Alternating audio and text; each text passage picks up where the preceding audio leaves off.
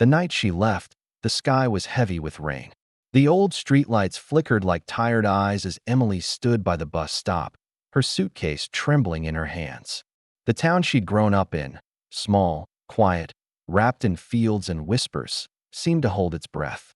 She didn't say goodbye to anyone, not even to her mother, who had fallen asleep on the couch with the TV still on. She just left a note on the table. "Don't worry, I'll be fine." The bus arrived with a hiss, cutting through the darkness. Emily climbed aboard, heart pounding. She pressed her forehead to the window as the bus pulled away, watching the only world she had ever known fade into the rain. There was no turning back. She had dreamed about this moment for years, the moment she would escape the silence, the boredom, the invisible walls of small-town life. She wanted more. She wanted to be seen, to be someone. The city didn't greet her with open arms. It loomed, vast, bright, and merciless. Neon lights shimmered through puddles on the cracked pavement, and the sound of sirens tangled with laughter, arguments, and music spilling from bars. It was alive, chaotic, and unkind. Emily dragged her suitcase through the wet streets, clutching her phone like a compass.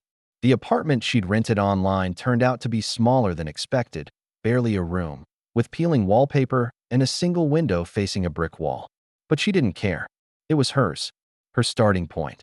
That first night, she lay on the thin mattress, the city humming outside her window. Her heart buzzed with excitement and fear. She imagined her future, photo shoots, interviews, red carpets. She could almost feel the flash of cameras. She whispered to herself, "One day, they'll know my name." And for a brief, glowing moment, she believed it. The first few weeks were brutal. The modeling agency she'd emailed didn't respond. The cafe she applied to for part-time work told her they weren't hiring. Her savings began to evaporate faster than she expected. Every morning, she put on her best smile and walked through the city, pretending she belonged there. She watched other girls, perfect hair, expensive shoes, laughter that didn't sound forced, and felt the quiet sting of comparison. Still, she refused to give up. Then came her first chance. A small fashion student found her Instagram and asked if she'd pose for a portfolio shoot. It wasn't paid, but it was something. Emily said yes instantly. The shoot took place in an abandoned warehouse on the edge of the city. Cold wind slipped through the broken windows as she posed in secondhand clothes, pretending to be a star. The student kept saying, "You have something. Not like the others." The words clung to her like perfume. She went home that night dizzy with hope. Weeks turned into months. One photo shoot led to another. Her followers grew. The city began to feel less like an enemy and more like a battlefield she was slowly learning to conquer. She started working as a waitress to survive, balancing trays by day and chasing her dreams by night. There were nights she came home so tired she could barely stand. But still she opened her laptop, editing photos, sending emails, planning her next step. Then, one evening, an email arrived that changed everything. It was from a mid-level talent scout, someone who worked with real brands, real magazines. They had seen her online and wanted to meet. Emily's hands shook as she read it over and over again. She was finally being noticed. The next morning, she wore her best outfit, the one she'd saved for someday, and walked into the meeting with her head high and her heart in her throat. The scout was kind but professional. He flipped through her small portfolio and said, "You've got potential. You're raw, but there's something there." Then he smiled. "If you're willing to work for it, we could make something out of you. Work for it." Emily nodded eagerly. She didn't realize then what that truly meant. From that moment, her life became a blur. Photo shoots, fittings, interviews. Days that bled into nights. She smiled until her face ached. She learned how to pose, how to speak, how to hide exhaustion behind perfect eyeliner. The city that once ignored her now called her name. But with each step up, something inside her began to change. The girl who once dreamed of being seen started to feel invisible in a different way. Surrounded by people, she had never been so alone. Her mother called one evening. Emily let it ring. She couldn't talk. Not now. Not when she was so close to everything she'd ever wanted. "I'll call her tomorrow," she whispered. But she didn't. Tomorrow always came with another photo shoot. Another meeting, another chance she couldn't risk missing. One night, after a fashion event, Emily stood on a rooftop overlooking the city. The skyline glittered like spilled jewels, and for a moment, she thought she finally had it all. But then a cold wind swept through her hair, and she felt something heavy settle in her chest, a silence that no applause could fill. The lights below looked so distant, so unreachable, even though she was surrounded by them. She realized then that the dream she had chased for so long had turned into something else. It wasn't about joy anymore. It was about survival, about keeping up, staying relevant, never slowing down. She had traded her small-town loneliness for a new kind of isolation, one wrapped in silk and starlight. When she got home that night, her reflection in the mirror startled her. She barely recognized the girl staring back, flawless, confident, empty-eyed. For the first time, Emily wondered if she'd lost more than she'd gained. The city whispered outside her window, the same song it had sung since the day she arrived. And though she tried to sleep, the thought kept echoing in her mind. Was this really what she wanted? She didn't know the answer yet. But deep down, she could feel the truth starting to rise. The first day on set felt like walking into another universe. Bright lights, makeup artists, assistants running in every direction. It was everything Emily had ever dreamed of. Yet as she stood there, clutching the script with trembling hands, she couldn't shake the feeling that she didn't belong.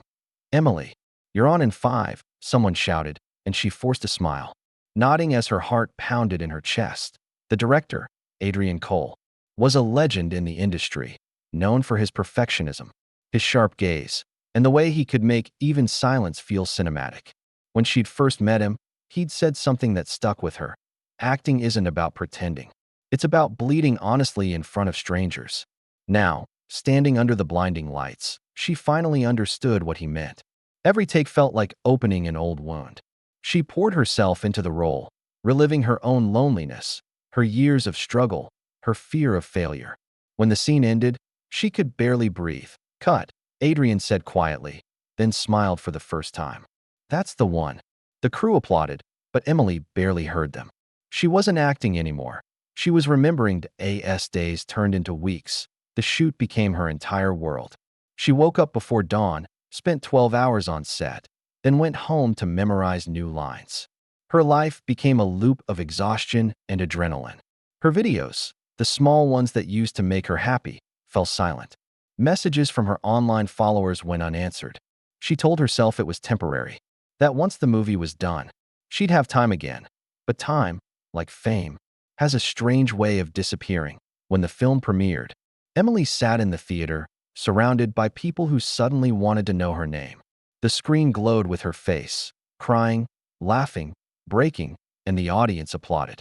For a moment, she felt weightless. She'd made it. She had done the impossible. But as the lights came up and people congratulated her, something inside her felt hollow. She smiled for cameras, shook hands, and laughed when people called her the next big thing. But when she returned home that night, the silence of her apartment was deafening.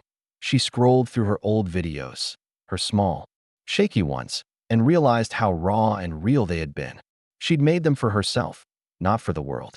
Now, every interview, every photo shoot, every public appearance felt like a performance layered over another performance. Her manager, a brisk woman named Lila, called the next morning. "We've got offers from 3 studios," she said. "You're going to be huge, Emily. Don't mess this up." Emily smiled weakly. "Yeah, I'll try not to." But as months passed, the pressure grew heavier. She barely recognized herself in the mirror anymore. Every detail, her clothes, her words, her smile, was curated, controlled, polished. The world adored her, but she felt like a stranger in her own life. One evening, while filming a new project, she met someone, Daniel. He wasn't an actor or a producer, just one of the lighting crew, quiet and kind. He didn't treat her like a star. He treated her like a person. When he talked to her, it wasn't about her latest award or her next role. It was about her. They started having coffee together during breaks. Sometimes they'd sit in silence. Other times they'd talk about dreams, not the kind that filled red carpets, but the ones that lived quietly inside people. Daniel told her he used to paint before life got in the way. "Do you ever miss it?" she asked. "Every day," he said softly. "But I think sometimes we confuse success with purpose. Maybe they're not the same thing." His words lingered in her mind long after he walked away. Over time, Emily found herself drawn to the simplicity of those moments. Laughter between takes, late-night walks after long shoots, the comfort of not having to perform. But the world didn't slow down. Fame came with claws, tabloids, rumors, fake smiles. Lila warned her not to get distracted. People don't care about your personal life, she said. They care about your image. But wasn't she people too? Didn't her life matter beyond the camera lens? One night, Emily skipped a party she was supposed to attend. Instead, she and Daniel took a drive out of the city. They parked near a hill overlooking the skyline. The wind was soft, the stars faint but alive. I used to love this view, she whispered. Before all of this. Daniel looked at her, then at the city. You can still love it, he said. You just have to remember who you were before it loved you back. She laughed quietly, tears glinting in her eyes. For the first time in months, she felt seen. Not as an actress, not as a rising star, but as a person trying to find herself in a world that demanded too much. Yet deep down, Emily knew this peace couldn't last. The industry never slept. The next morning, headlines appeared. Emily Turner skips premiere for Mystery Man. Her phone buzzed nonstop. Lila was furious. You can't do this, Emily. You've worked too hard to throw it away over some guy. But Emily didn't respond. She turned off her phone, closed her eyes, and for the first time, let the silence feel like freedom. That night, she dreamed of the man with the violin, the one who had played like the world owed him nothing. She wondered when she had stopped being like that, when her dream had stopped being hers. As dawn crept through her window, Emily knew something had to change. Fame had given her everything she wanted and taken away everything she needed. The days that followed were quiet, almost too quiet. Emily had turned off her phone, ignored the calls, the emails, the flashing notifications. The noise of the world had always drowned her thoughts, but now that it was gone, she could finally hear them, raw, uncertain, human. She moved through her apartment like a ghost. The golden awards on the shelf, once a source of pride, now looked like trophies from a game she no longer wanted to play. Every object seemed to whisper pieces of her past. The framed photo with her parents from the day she left home. The script she'd written notes on with dreams still fresh in her handwriting. Her mother used to say, "Don't forget who you are, even when the world tries to tell you." Emily had forgotten. One evening, she opened her old laptop, the same one she had used to film her first videos. The screen flickered weakly, the camera cracked, but the moment she saw her reflection, something in her broke open. She pressed record, and no makeup, no lighting, no script, just her. "Hey," she said softly, her voice trembling. "It's been a while. I don't even know who's watching this anymore. Maybe no one. But I think I need to talk." She paused, staring into her own tired eyes. "I used to think fame would fix everything. That if enough people loved me, maybe I'd start loving myself. But it doesn't work that way. It never does. Somewhere along the way, I lost the people who mattered, and I lost me." Her eyes filled with tears.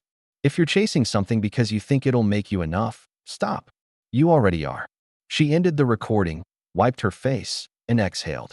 For the first time, she didn't care about how she looked, how she sounded, or what people would say. She uploaded the video and went to bed. When she woke up, the video had millions of views. The comments weren't from fans or critics. They were from strangers who saw themselves in her words. People thanking her for saying what they couldn't. People who felt lost, broken, and unseen. It wasn't fame. It was connection. The thing she'd been missing all along. But the world she'd stepped out of wasn't ready to let her go.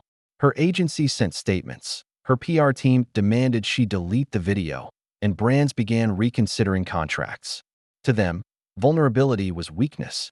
To her, it was the only truth left. She met Daniel again in a small cafe by the river, the kind of place that smelled like rain and coffee beans. He looked the same. Simple clothes, calm eyes, that quiet smile. "I saw your video," he said. "It was brave." "Maybe it was stupid," she replied, half smiling. Bravery usually looks like stupidity to the people who are afraid of it. They sat in silence for a while. The world outside buzzed with cars and chatter, but inside, everything felt still. Emily realized she didn't need applause anymore. Just peace. Weeks passed. Her contract was suspended. Her team left. Paparazzi camped outside her building for days, hoping for a meltdown. But she didn't give them one. She simply packed a suitcase, deleted her social media, and disappeared. She traveled without destination, small towns, quiet roads, places where no one cared who she was. Sometimes she'd work at a bookstore or help at a cafe. She met people who didn't recognize her face, who didn't ask for photos, who just talked about weather, music, life, and in those ordinary moments, she rediscovered something extraordinary, the joy of being unseen. Months later, she visited her parents. They lived in the same small house, with the same garden her mother had always loved. When her father opened the door, time seemed to freeze. He looked older, gentler. "Emily," he whispered. She broke down in tears before she could even speak. "I'm sorry," she said, her voice cracking, "for leaving the way I did, for forgetting what mattered." Her father pulled her into an embrace. "You don't need to apologize, sweetheart. You just needed to live enough to understand." That night, they sat at the kitchen table, eating her mother's soup, laughing about old memories. The world outside might still know her name, but in that small house, she was just Emily again. Later, she found her old violin case in the attic. It was dusty, the strings slightly rusted, but when she drew the bow across it, the sound filled the room with a haunting beauty. She smiled through tears. She'd forgotten how music could heal. Over time, Emily began making videos again, not for fame, but for love. She filmed stories of strangers she met, places she visited, lessons she learned. Her channel slowly grew again, but this time, it didn't matter how many people watched. It mattered that it was real. Her most popular video was titled "The Sound of Coming Home." In it, she played the violin in her parents' backyard as the sun set behind her. The caption read, "For everyone who got lost chasing something, may you find your way back." The comments were full of people writing about their own journeys, leaving jobs, leaving relationships, finding themselves. The internet, for once, felt human. Years passed quietly. Emily never returned to Hollywood. She didn't need to. She taught acting at a community center, helped young artists learn to express themselves without fear. Sometimes, when she walked down the street, people would recognize her and say, "Hey, you're that actress." She'd smile and reply, "I was.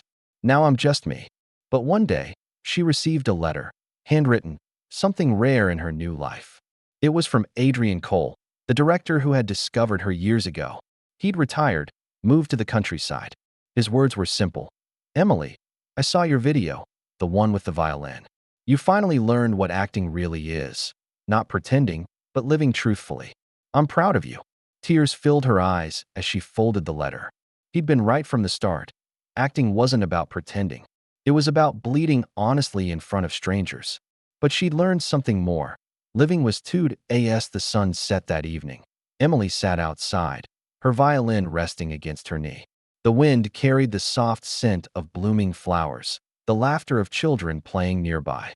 She felt at peace, the kind of peace that doesn't come from success, but from surrender. For so long, she had believed that her worth was measured by the world's applause. But now she understood.